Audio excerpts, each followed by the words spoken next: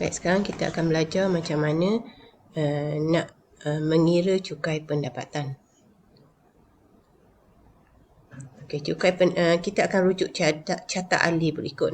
Catat ahli di bawah ni. Yang pertama kita akan belajar hitung pendapatan bercukai. Yang kedua, hitung cukai pendapatan. Yang ketiga, kita belajar tentang ribat cukai. Dan akhir sekali kita akan dapat mengira cukai pendapatan.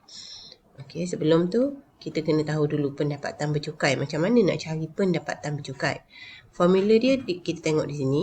Pendapatan bercukai, okey, pendapatan bercukai sama dengan jumlah pendapatan tahunan ditolak dengan pengecualian cukai, kemudian ditolak dengan pelepasan cukai.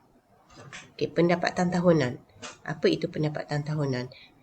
Pendapatan tahunan ni ialah termasuk segala bentuk upah, gaji, bonus, dividen, faedah, sewa, royalty, premium dan lain-lain lagi.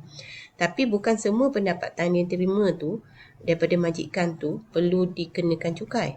Okey, contohnya elang petrol, elang perjalanan, subsidi majikan seperti subsidi untuk perumahan dan kenderaan, manfaat perubatan, elang sara hidup iaitu kola ataupun elang kerajaan, elang kerakyatan dan lain-lain lagi.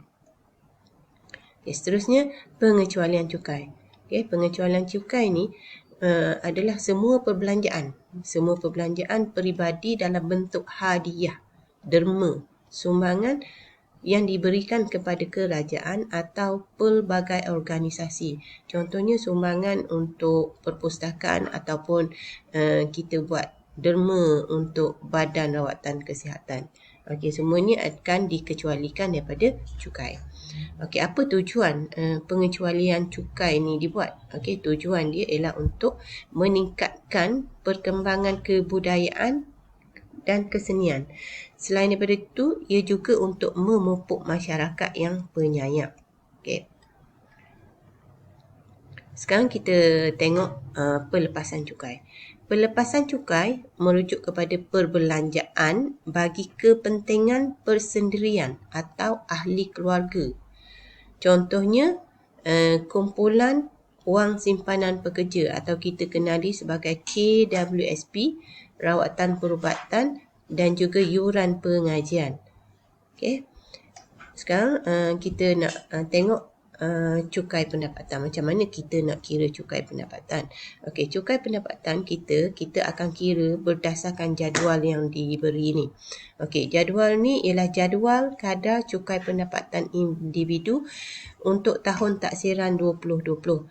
Okey, jadual ni kita boleh tengok dalam buku teks kita. Okey, jadual warna pink ni. Okey, jadual ni kita akan guna untuk buat pengiraan cukai pendapatan. Okey, selepas tu kita nak tahu tentang ribat cukai. Ribat cukai ni diberikan untuk mengurangkan cukai.